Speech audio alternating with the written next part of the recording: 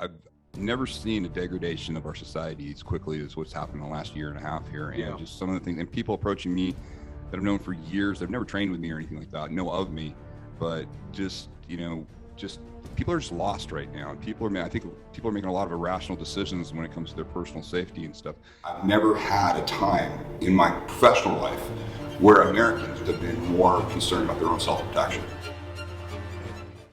All right, we're heading into our third part of our interview with Tom Kier from SIOC Tactical. Tom's gone over his concept of force, space, and time. Also, he was just getting into the idea of when you're going through an analysis of video, he has the feeder receiver concept, and he was just going into that, and he's going to start off more with that, and then he'll close out towards the end with some just real relevant material. But again, keep sending the questions in. I'll make sure that I collect all the questions that you have for Tom. Like I said, he spends his time working multiple contracts and training his team. And again, this is not something that's open to the public, what Tom does. There's other aspects of SIOC Cali that are available. But Tom's group is a very specialized group. That's why I'm so excited to be able to give you this information and that he agreed to do it. So thank you for your feedback on this, and I hope you enjoy our final part of the interview with Tom Kier. Yeah, but your framework is so great because feeder receiver mentality, you get that right away, and then you put it within those components, and then now everybody has the same language. Everybody knows what's going on. It's easy to understand. You can get a group. They don't have to be PhDs to figure that out. But now you can have that intelligent conversation each and every time, and as soon as the guy, if you step to the guy, go, hey, you're the receiver now. Oh shit! Guy gets it right away. You become the feeder. Yeah, I did that. It's just clear language is just so important, especially when you're dealing with the topic of violence. You want to be very clear with people on what you're asking or what you're telling them to do. Yeah, and we don't have that much time. We have a certain amount of time that we have to pass this information on and analyze this. So as efficient as we can be with our language allows us to, kind of get more work done in a certain given space in a certain amount of time. So, well, hey, I want to transition over into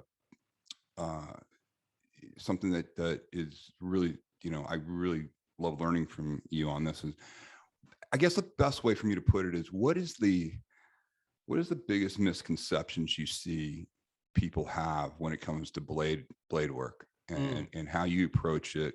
There's so much. I mean, there's just a proliferation of, all of a sudden everybody's making knives, everybody's using stuff, but your approach to it's really well, and your system is very spot on it. What do you see the biggest misconceptions are that are out there? Yeah, that's great. Well, some of the misunderstandings are not unique to knives, but they're unique to weapons, meaning, hey, when you draw a weapon, you are volunteering for a whole bunch of things that could happen. And, don't be confused about that. Like if that blade leaves your sheath and is in your hand, it changes the environment, and you need to take that and be aware of it, be respectful of it. You can get shot by a guy you don't even see, who thinks you're the bad guy as soon as you put a weapon in your hand. So when you're doing that, you have to understand it before you produce that weapon and have it in hand. Understand the seriousness of what you're doing. That's one thing. The other thing is people take blades and they believe that they're going to cut people and have this kind of immediate response. That the same they think the same thing about pistols. They shoot somebody and they think that guy is going to immediately be incapacitated, and that's just not the case. And there's a certain amount of time that it takes for any of these weapons to be useful. In other words, to have some effect on the target that's going to make a change in the fight in your benefit. Blades can be immediate if you cut what we call switches. Switches are circulatory and respiratory. I'm sorry, are connective tissue and nervous system. And then the other type of target is a timer, which is circulatory and respiratory. So bleeders and airway and that stuff. You have timers and switches. So switches are immediate. If you cut a tendon or you cut a nerve bundle, that mechanically will stop working immediately. You cut the wires that send the signal, or you cut the actual structure, the tendons and ligaments that hold something together. That's immediate. When you cut them, you'll see an immediate response. But understand that that's typically localized, and it's not lethal. In other words, if you stab someone in the brachial plexus and you deaden an arm, that arm is dead immediately. But his other arm works perfectly fine. It's localized. So yeah, you can get immediate responses, but they're typically localized and they're not lethal. Now, you could hit timers, and timers are circulatory and respiratory. So you're cutting bleeders, you're disrupting the lungs, the diaphragm, the airway, etc. With a blade, yeah, that you'll shut down the whole body, because he's going to die. He will become incapacitated before that. He'll be confused. He'll get sleepy. But here's the thing, it takes time for all that to work. So you have timers and switches. Each one has an advantage and a disadvantage, but that is very rarely understood by people. So they just are like, they don't access targets effectively because they don't have targets categorized by timers or switches.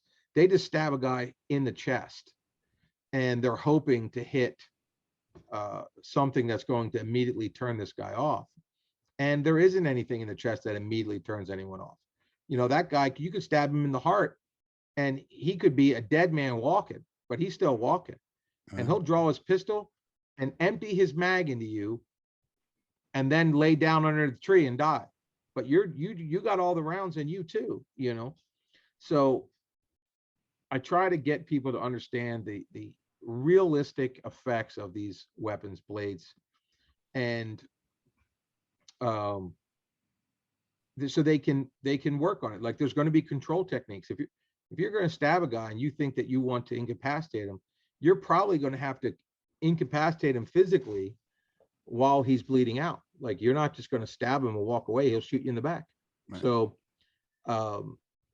those types of unrealistic understanding of the world, of how things work, physically, mechanically.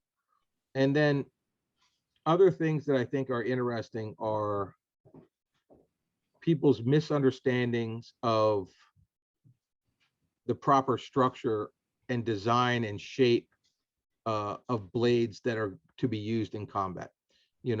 How should the handles and blades and the physics behind it? We do a lot of study in blade design, handle design, sheath design, carry system designs, and the average person out there making blades or selling blades or even teaching blade work doesn't have a good enough understanding of these things to pass it on to the student.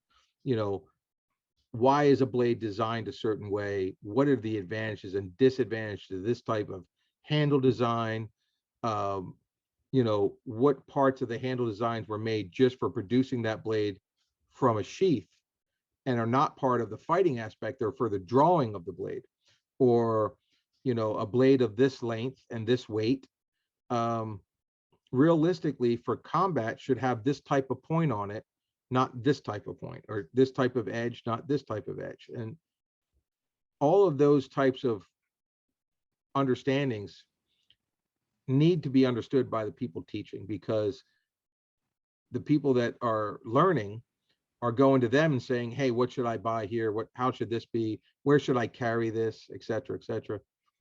you have to have an understanding of all that to answer those questions effectively, so I see that as not being understood well in the knife world. I go to a blade show, and there's thousands and thousands of blades that you're walking by, all the tables full of blades, and most of them are not even made. They're flawed in their design, but they look cool. And a lot of times that's what people are looking for, looking for something that looks cool. But as far as functionality, practicality, people don't understand it the way that I think they should.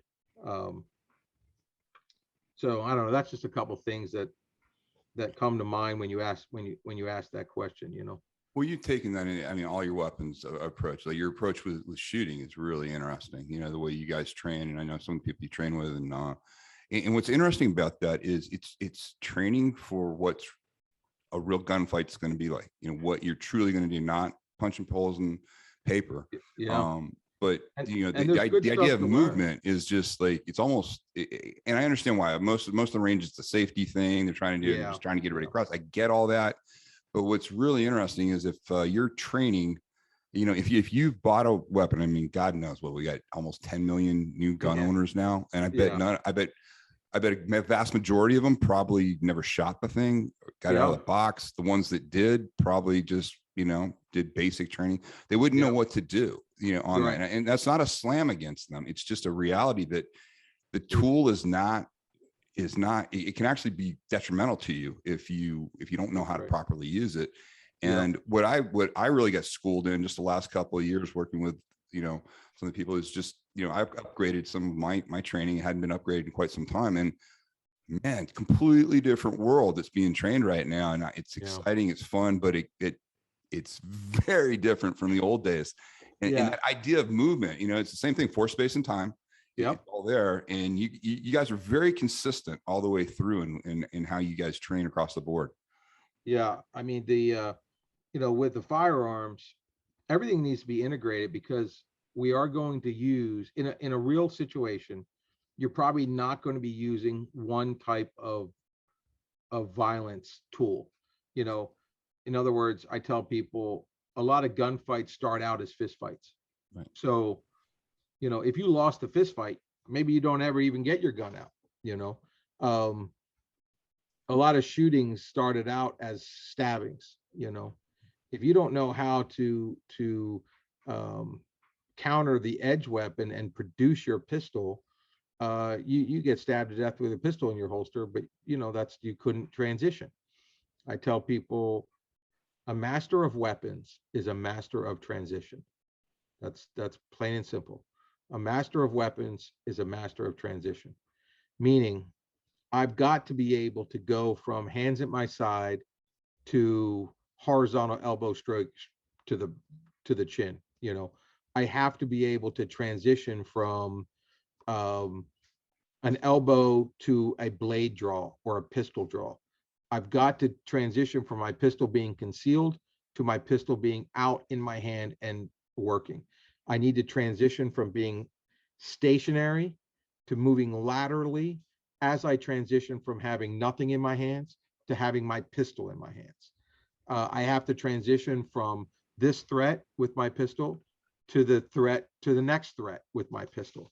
A master of weapons is a master of transition. So we're not ever going to be in a situation where our weapons are out, they're online, and there's no movement or change or transition that's necessary for me, and I'm just going to pull the trigger on that guy.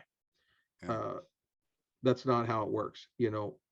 That's the other thing that's interesting with what you guys do too, is that you all know your movement and the way you train is universal, and everybody knows how you're going to move. They know what you're going to do. You're assuming you're going to probably be working in tandem or working together. And then if you have to help each other with weapon transfers or anything like that, you take it down to like a gnat's ass on all of that, on exactly how you do things. And you don't have to go into that. I think it's just critical that you guys have gone all the way there. You take nothing for chance. You don't want to have to make it up on the fly.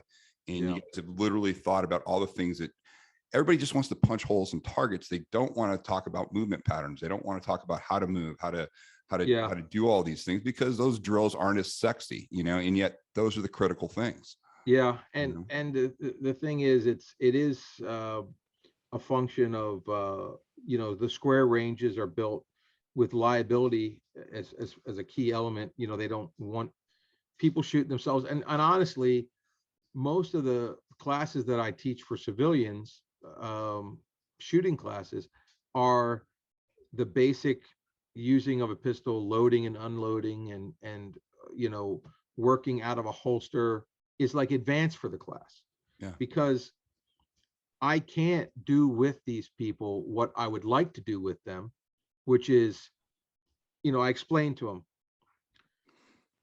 training should mirror reality, right? We already know that, because if we're training for a real situation, if we're training for a sport, that is the reality that we're training for. Yes. Like if I'm a competitive shooter, the reality that I'm training for is a competition. But we're still training for reality. Whatever that reality is, that's what we're training for. If I'm training in combatives, I'm training for the reality of a real life fight. Okay. If you were training for a competition, you would want to know all the rules in the competition and how it's going to run so that I can train appropriately for that competition. Well, in the real life fight, I have to know all of the physical characteristics, the statistical probability of this happening over that happening, all the different possible combinations of things happening at different time and space. So when you start to analyze it, you're like, wow, this is a very complex thing that we're looking to train for. Well, I can still look at statistics of how things go, and I can still train for them, right? So if I say our training should match reality, everyone goes, yes. Okay. How often do you think the guy you're shooting at is going to be standing still? And they go, not much. I'm like, maybe 10% of the time he'll be standing still. How much of the time do you think it's a good idea for you to stand still? And they're like, probably not a great idea. I'm like, probably not, since we're not going first necessarily, because we're the good guys, right? So there's an emerging threat that is coming at us. We're having to respond to this, so we're automatically behind in the very beginning of this. So yeah, we're not going to be standing still either. So if I say 90% of confrontations will be me moving and the guy moving, and we want our training to mirror reality, we should 90% of the time in training be shooting things that are moving while we are moving. Now, if everyone just thinks back to their training, what percentage of the time do you spend on the range shooting moving things while you are also moving? And I would guess it is very fucking small. It's not 90%, No. which is what it should be. But what's the real, what is the rub there? I can't do that training with people because they're going to be shooting themselves through their legs, Yep. and shooting their own hands and all kinds of crazy shit, but people aren't ready to do that. So we spend a lot of time doing very basic stuff. But when I'm training guys at a tier 1 military group, most of the time we are shooting and moving. Yeah. And we are, and a lot of times we realize that the ultimate training for firearms is done with sims and not live fire. And a lot of people look at it as a hierarchy of training, and they're like, we'll air gun stuff or blue gun, we'll cert pistols, and then we'll do sim training, and then live fire is the top level training in a shoot house, shooting live guns. And that is not. It is important to do live fire training, but we can do so much more that mirrors reality with sims, because I can have guys moving in any way, shape, or form that we can imagine, and you can shoot them with a gun that approximates the actual gun that you're going to be shooting them with. And They're hit with paint rounds that are, to the best of our ability, simulated to mirror what real rounds will cycle your weapon, and all that stuff. So the ultimate training for combatives is done with simunition, not live fire. And that's where we spend a lot of our time in the firearms training, is setting up drills that are simunition drills, but they are similar to range drills. And instead of shooting paper, we're shooting role players that are doing certain movement and repetitive. Like, we're burning these for reps, just like we would shoot a paper drill on a square range. Right. So I have a role player who works for me, and I tell him, you're gonna start in that chair with your hands on the table. When I say go, you're going to jump up from that chair, you're going to draw a pistol, and you're going to laterally move in this direction 25 feet. And the operator is going to draw his pistol and shoot you while you do that. Okay? And then the drill happens. Reset, sit in the chair. Okay, go ahead, load the next mag. Again, again, again, again. It's not a scenario. It's Right. not, hey, I'm going to go right or left here at this doorway. It's none of that. It is a drill where you are shooting a moving person with a gun which closely represents your actual gun that you're going to have in real life. So that's the best way of training some of the mechanics and applications. So that's what we do with a lot of the firearms training, is we start to go down that road of situational, what we call situational training, or situational drills, where we establish a situation and we run at full speed, and we run at full speed with simunition. And so and then we'll incorporate combative things in it, and we'll incorporate blades and other things. But a lot of the drills that we end up doing, and almost nobody does that. If people are using simunitions, they're usually doing scenario based drills. Yeah. Which is, hey, there's a hostage in there, and we want you guys to go in and get them. And they're trying to figure out which way they're going to go, and how they're going to breach, and how they're going to make entry, and how they're going to flow. But it's all very much unique to that one event. We do situational drills, which is, I'm going to tell you exactly what's going to happen, and then you're going to execute it with perfect motion, perfect drawing of your pistol, tracking of the targets.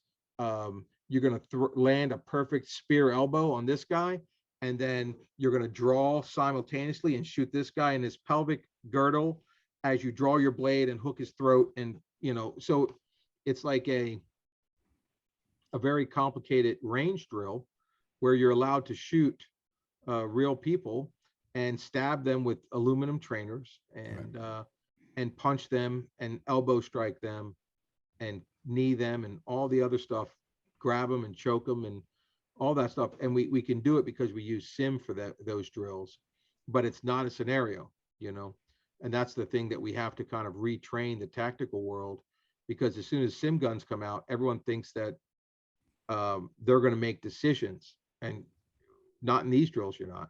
That's a scenario. You're not making any decisions. You're executing perfectly certain movements under pressure, under time pressure, and actual force pressure. So anyway, that's the feedback you guys must get on that is amazing, because now guys are seeing real profiles and it's not the first time they've seen it when they're downrange. They're right. used to seeing people move. They're used to moving and shooting. They're used to stuff that was never done before at that level, that way. And that's interesting. And it's such a, like you said, yeah, you sim is the standard, for that. We can get closest to reality. Yeah. Because you can use real bodies, you can use Yep. real movement, real people, and doing all that. And again, it's so counter to what is out there. And it was introduced to me. It made so much sense immediately, but it was like you feel like, oh well, I'm breaking the real gold standard is live fire, and you realize no, live fire is important. It's important. Don't get me wrong. Right. But the hardest thing is finding targets, like people who are like, and when guys who work for me, I say, look, we're going to do situational drills they're going to use simunition, and you guys are going to be the targets, and you're going to be doing the same thing over and over and over again for them to work on this drill. Yeah. You're going to get shot with 900 sim rounds today. So, put your mouthpiece in and buckle down, and that's the job. And Yeah. it's hard to get people to want to do that. Oh yeah. They'll play paintball if they're allowed to in the house, Hmm. and play the barricaded shooter. But when they just have to get shot, and you're a very complicated target. You're a very complex target, being that you're human, and people don't want to do it. So, but if you can get the role players to do it, it's great drills. It's great training. Well, listen, man, I want to respect your time, but I just want to kind of close out. Hey, what's your view? And I don't really necessarily mean it from a political standpoint or anything, but just I I've never seen a degradation of our society as quickly as what's happened in the last year and a half here, and Yeah. just some of the things and people approaching me that I've known for years. They've never trained with me or anything like that, know of me, but just just people are just lost right now, and I think people are making a lot of irrational decisions when it comes to their personal safety and stuff. Any Yeah. just general guidance you could give people on like the uninitiated on you know where we're dealing, because for first time people have, because of my travel and because of the circles that you're in, what you do, Yeah. we've seen collapses. We've seen society, other places collapse real fast. I'm used to operating in collapsed societies. Mm-hmm. But this is really, I've never seen it hit our country the way it's hit our country and divided us as much. And even within the military itself, Yeah. the issues that I'm seeing, I'm a former officer, between the officer corps and the enlisted, it's tragic what I'm seeing happen right now. Yeah. I mean, there is a breakdown of the very foundation fabric of our society, and it's a planned thing. I mean, it's something that there are people that are anarchists, or they might not even refer to themselves as anarchists, but they basically want to destroy structure. Um, and that structure that they're destroying, they look at as potentially some type of confinement, or something that's controlling them, or not allowing them to live the way they want to live. But more times than not, it's somebody else is living a certain way, and they want to control those people.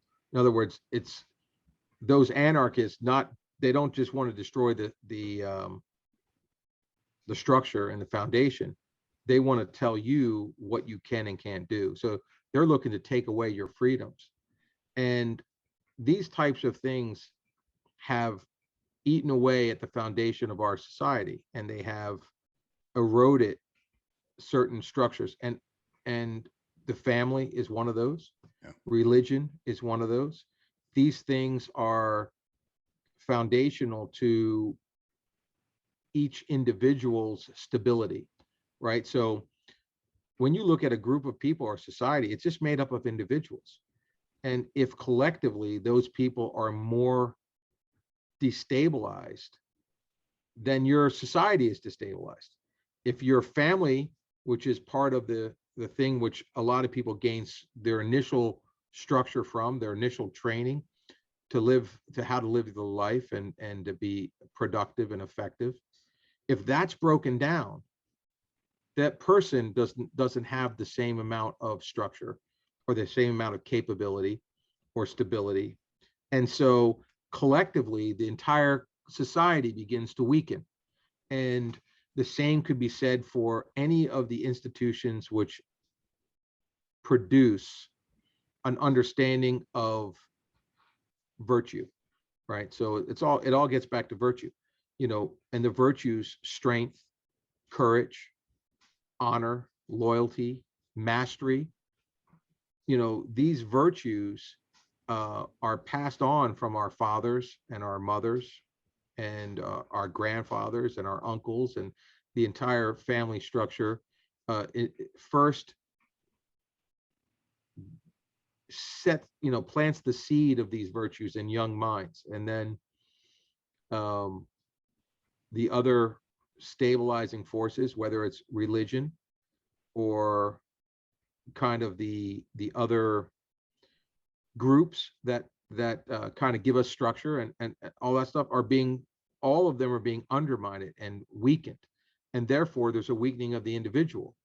And so collectively the society, which is made up of individuals, is weaker and more destabilized. And we're going to see this in everything, whether it's the military, or because as young people move out into these areas, they're not going to have the tools, the virtue that it takes to um, be strong and to be true and to be honorable and to understand freedom and the respect that you should have for each other, and all that stuff is all getting undermined. And in its place, we have um, like this progressive leftist ideology, which is people are triggered, and words are violence, and you know you can't say certain things, you can't do certain things. um Stereotyping, like racism, is rampant, and it's mostly racism um against white people. you know Yeah. there's all kinds of things that are happening, and of course those people who are racist don't even recognize them, because they have by definition defined themselves as it's impossible to be racist towards white people, um, or men. So a young white man in today's society is he's going to have some hurdles to get over. But the family structure is being destroyed. The structure of our educational system, if it was ever really there, is weakened, politicized. Um, the government, to me, seems to be more divided and corrupt, uh, mostly because of the division. Everyone's against everyone else, but you know all of these things, and then you add on it an increased authoritarian government based on you know protection of the people through COVID and the pandemic and all that stuff, and the new kind of power vectors that the government has, for, because it's an emergency, right? All these things undermine freedom. They undermine um, self-reliance. Uh, all of the virtues that are valuable in an individual start to get undermined, and it affects everything in our society. So the police are, this anti-police movement. Yeah. The police are just another structure in our society which brings stability. So if you undermine that, you destabilize the society. If you look at it over and over again, all of these things are destabilizing our society, and we're seeing the effects already. We're seeing crime rates change. We're seeing police retiring Yeah. and not wanting to go out. I mean, we're looking at a very dark time, I think, and I don't really see the mechanism for changing it. In other words, No. I think that we're going in that direction, and Yeah, everybody I know is going that, is planning for that, because nobody can see any way of resolving this. We yeah, pushed it it so looks far, and the thing that I think people just have to be aware of is understanding, understanding the fact that we probably are going to be seeing more turmoil, more violence again, more disruption. yeah. And it's not necessarily going to go away. And with the, what I've always remembered from overseas is, if you think the current structure, whatever you think is so bad right now, when you take it out, what gets Oh replaced yeah, with that vacuum is just, it's horrific, man. ugly. Okay. And that's what people don't understand is that there is no utopia. There will be a vacuum film, and it'll be more tyrannical, it'll be more oppressive, Yeah. and it's just not, it's just not worth it. But I've never seen a time in the country where I felt more I mean, growing up on military bases and stuff, everybody was, we were a country. We were all Americans, and Yeah. we were all coming in, all different backgrounds. I mean, we all just joked and did stuff like that. But I've never seen the country just so polarized and so Yeah. tribalized, Yeah. It's true. and being in the biz right now, and just some of the inquiries I get are really unique from people that never had an interest in training or anything like that. They're That's scared. right. They're just scared, man. Yeah. And so I don't really know. It's not the best thing to end on, but I was interested in your level, because I mean, I love the fact that you're working with the groups that you're working, and that you're giving this dynamic, ever evolving training. I mean, that's just it's always great, because everything else I hear about is just deteriorating. It's just going down, or people going down roads, or like you said, it's some sort of a money making mill, or something like this. I mean, Yeah. you guys, you can tell, when your guys are around, you guys are fully involved, you're fully committed. And I just encourage anybody. I'm sure this provokes a lot. You're not going to get to work with Tom and his group, but you can probably there'll be ways that we'll have in the show notes that you can reach out and get more information, because I got to tell you, just got a quality program, quality group of guys that you've trained, and I really, really appreciate your time and sharing this with everybody, because I know you're busy all the time, and this was really just a fun conversation to have. It's great honor for me to get a chance to talk to you too. Thank you. Well, listen, all the best, Tom. Yep. And that is Tom Kier. So glad I got to bring it to you. Remember, SOC Tactical Group. We'll put stuff in the show notes for you guys to get a hold of the SOC Cali people. And also, send your questions, and continue to send your questions. And Tom's been pretty understanding that he will absolutely answer any of the questions that you guys have based on any of the information that we put out here. Now, understand, at the end there, we're talking, this is just, we're seeing things. Tom's seeing it at a very different level than a lot of people are seeing it at, because of course, when you're dealing with the groups that he's dealing with that have to respond to a lot of stuff, you get privy to things that are going on. I don't think it's being scaremongering to say that the fact that you're watching this channel, and the fact that you're seeking out information from subject matter experts like the ones I'm bringing, and all the inquiries I'm getting, this time rivals anything in my career. I thought 9/11 was going to never be outdone, but this last year and a half, I've never seen people so interested in learning how to better protect themselves and their family. But as you saw from Tom, the punching, the kicking, and all of that, very important. Using the tools, very important. But really, it's developing, your mind, your strategy, making sure you have a strategy. So again, I'd re-listen to his concepts on force, space, and time. They're very easy to understand and very critical to your self-protection strategy. So again, thank you. Please go to timlarkin.com, get your free masterclass. Please send your friends there. Share this channel, especially interviews like this. Let people know they're available. And until next time, stay safe.